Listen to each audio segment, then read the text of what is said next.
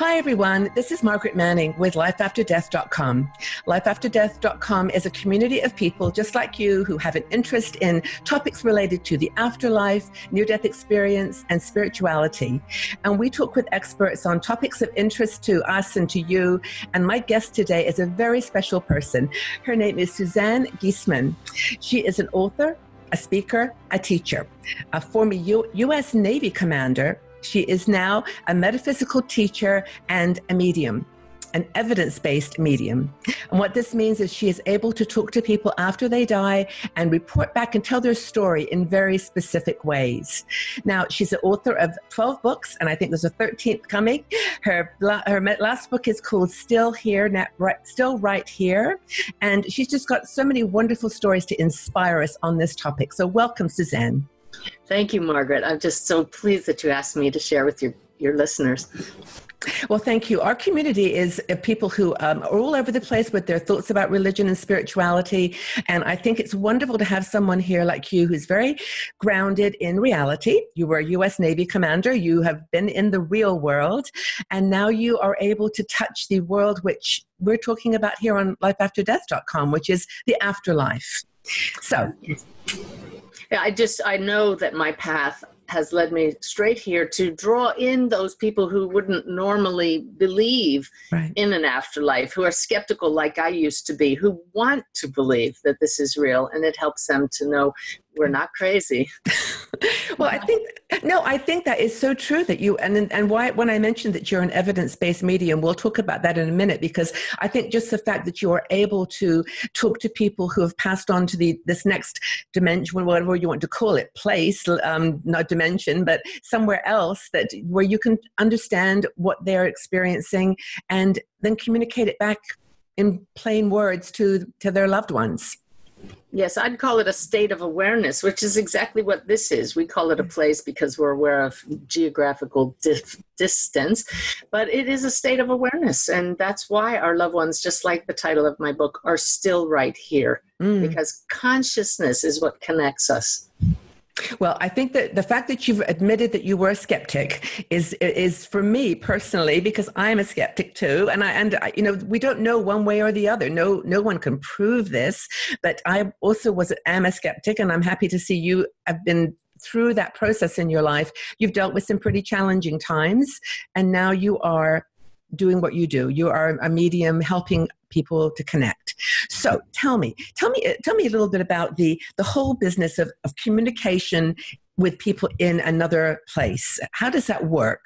I love that you said you can't prove this, because I immediately say, well, I can, but a skeptic would pick it to pieces. But if we use our judicial systems, need for the preponderance of the evidence to prove a case, then a reading with an evidential medium will prove the presence through the preponderance of the evidence. And that's what evidence is. It's those things that the medium couldn't possibly know about those who have passed, that they communicate through that medium, that just leaves no doubt that we can make the verdict. They truly are still right here.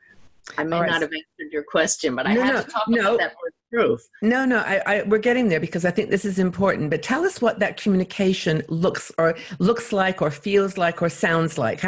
Give us a scenario. Someone comes to you and says, "I want to talk to you. I want to talk to someone that I've missed," and how do you take it from there? Well, 10 minutes before this interview, I just concluded a session with a mother. All I knew was that she had a son on the other side. And what that felt like to bring him through was the merging of two souls. I invite the souls who come to visit to blend with me so that I feel their presence. And I started bouncing up and down, and I said, your son is so lively. I described his personality to a T. What that feels like is that we capture the essence of who someone was in physical form and still is now. And then we add to that how they share with me in words how they passed, with details. They show me images of things that are still in their lives, things going on with their loved ones now. So how this comes through in a reading is I feel their personality. I feel the physical symptoms in my own body of how they passed. That in myself is evidential. Then I share images, memories, and facts about their lives. What kind of work they did? Were they still a student? What did they drive? All of these details. And I like to say things you can't find on Google, so that a skeptic can't say, well, you look them up, which we would never do. But little details about their lives that are so intimate to them that leaves no doubt they are right here. So how do you do this, Suzanne? Do you go into a sort of trance? Do you close your eyes? Is it like a dynamic kind of, you're talking to the person who is on the other side and the person who's here? Or how does that work? It's not a trance. It's an expanded state of awareness. I have many techniques that I teach of how to raise our energetic field vibration. And really, love is the highest vibration. So I just become the most loving being that I can. And I send those waves of love out to those in the spirit world. Hearing myself, it sounds hokey, but love is an energy. And it's what unites us across dimensions. And then simply by intention and having the knowing, not just the belief, the knowing that that intention is what connects us, I simply say, shift. And just like that, because we've set this date with those across the veil to be there with their loved ones, we make the connection. Okay, I was going to ask you that. So do you plan this meeting in advance? Do you, like a couple of days or a week or an hour? Do you book a time with them? I laughed when you said that, because I may plan this a day a week ahead of time, but those in the spirit world often have set this up on their loved one's behalf weeks and weeks in advance, and I may not even know it. And the reason I know it's a setup is not too long ago, there was a period of 10 days in a row I did a reading every day, and in 10 of those readings, each of the soul that came through had taken their own life. Now, tell me that's not a setup from the spirit world, that they arranged this. Yeah. So my skeptic hat on again, just another question, but I mean, it's not really skepticism. It's just wanting to understand. What do you think that possibly you could be reading the minds of the person? I'm so glad you asked that, because I want to make sure I'm not reading the person's mind. Yeah. And one way I know is when I do feel the physical symptoms of how they pass. That is very real in my body. Number 2, I feel their personality. Number 3, they tell me things that even my sitter, the client, doesn't know, and they have to go and validate later. And they do. I got another one of those emails this morning. Suzanne, you were right. I didn't know that. So you're not reading their mind. And number 4 is when they tell me things that the sitter doesn't even know. They're talking about a young man. I asked him silently so that I would not pick up the thoughts. If his mom heard me ask the question, what kind of work did you used to do? And he pointed out my window and said, exactly what your husband is doing now. I looked out the window, and there's my husband behind the back of my client. She didn't know I'm looking. She didn't know the question was asked. And my husband was stripping wires on a trailer hitch. I looked at his mom and I said, your son was an electrician. Yes, he was. You see? But I've got goosebumps. Yeah, there you go. No, it does that to you, though, doesn't it? No, but that's something that I've often thought about with this type of a communication. Are you just connecting through the mind of the person? So that was a great example, by the way, of course. But tell us what you think the afterlife looks like or feels like. Where is it? Are they like alongside us all the time in another place, or what does it look like? It is a very creative reality, so it looks like whatever you want it to look like, or whatever it is supposed to look like for that soul's growth. So please don't think one place like we can take a snapshot. It's constantly changing, constantly evolving for every individual soul. That sounds kind of mind-boggling, doesn't it? When you think there are billions of individuals. We're dealing with consciousness, which is limitless. And we're thinking of it from a limited, finite mind. So this is where the shift comes in, realizing we're both humans and a soul. And we need to think about this through the heart and from a limitless mind of a soul. So for you personally, is there a God who is that organizing mind that is making all that possible? There is an organizing mind, but it's not a who.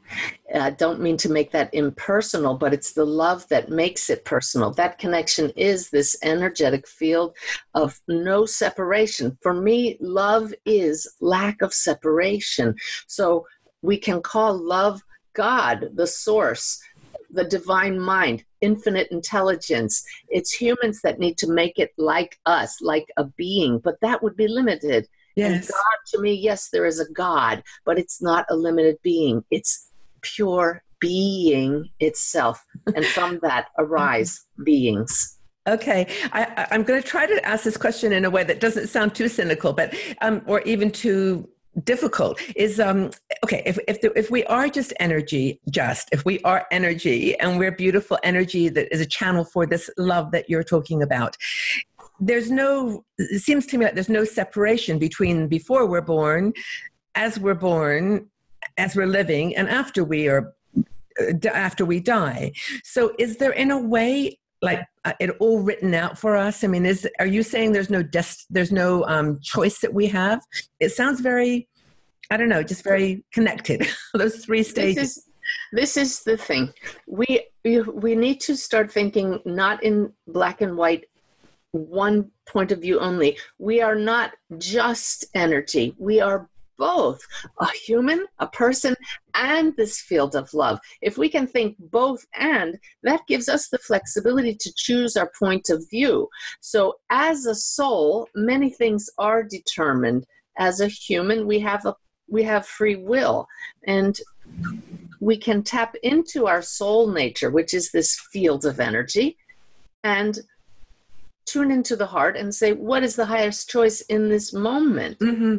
And so there's a lot of flexibility, but please think both human and soul, the energetic aspect of us. Just like quantum physics talks about the particle and the wave, there's a lot of similarity. As above, so below is a valid way to look at life. Mm-hmm. That's actually at the heart of a lot of religious traditions. Of course, you know this. I mean, this is what that microcosm and macrocosm, they kind of blend together.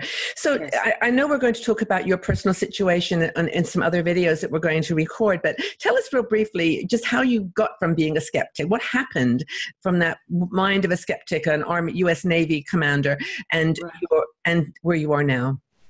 Some people awaken to the greater reality on a slow trajectory of studying and interest. Mine was a rapid wake-up call at the death of my stepdaughter, who was struck and killed by lightning. So I took my husband about 7 months later to a medium, never having any idea that one day I would be a medium. But the evidence she brought through was so compelling, so irrefutably life-changing, that it let me know there is a greater reality. And I went seeking to find that reality, and I found it in ways I never imagined. Now I connect with it daily and quite clearly. And it's stunning. I wake up every day and with gratitude and awe at what's going to happen today. What an incredible story that is. So just what kind of experience, so that kind of shock to your nervous system that must have been. But then you went back to the medium and obviously got lots of information that validated your thinking. But did you then suddenly, when you opened your mind to that, start having that same experience yourself? I mean, what was the first time you thought about it?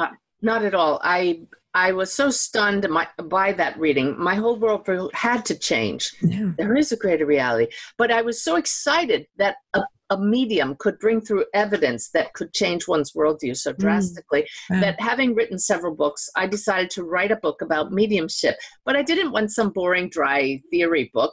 I decided to write the biography of a medium in my community. That became my first metaphysical book, called The Priest and the Medium, about a medium married to a former Jesuit priest. Okay, very interesting. Then another medium, a former Catholic nun, now turned medium, asked me to write her biography. This was a couple years after my stepdaughter Susan's passing. And in interviewing her for the book, I attended her class on mediumship, simply as a journalist. But she called me to the front of the room and said, "You can do this too, Suzanne. There's a spirit standing here. What do you sense?" I sensed a man who died of cancer. He was an engineer. He died at 70 years old, and he even gave me his nickname, Twinkle Toes. Every bit of that validated by another student in the class. And I said, "You mean I have the chance to change people's lives like that medium changed our family's lives, to give them the peace and comfort of knowing that those who pass are not really gone, that love lasts forever?" I'm all in.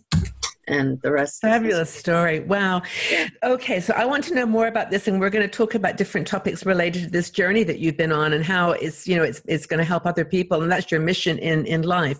It's very inspiring, and I'm so happy that we had the chance to talk to you about this. And I think that we've done two things. One is we've talked about the afterlife in a way that makes it real. And it is real. Real. Exactly. What you're saying is true. And also that there's a way to communicate. And that's two very powerful. And that's a key point, Margaret. We all can communicate because we all have the same equipment. It's called a soul. Let's talk about that again sometime. That's a wonderful topic to close on. But thank you so much for this conversation, Suzanne. I'm looking forward to continuing the talk. You're welcome. If you enjoyed this video, please subscribe to our Life After Death YouTube channel and visit our website at lifeafterdeath.com. We are a community of people who are fascinated by the topic of life after death and subjects like near-death experience, the afterlife, reincarnation, and spirituality.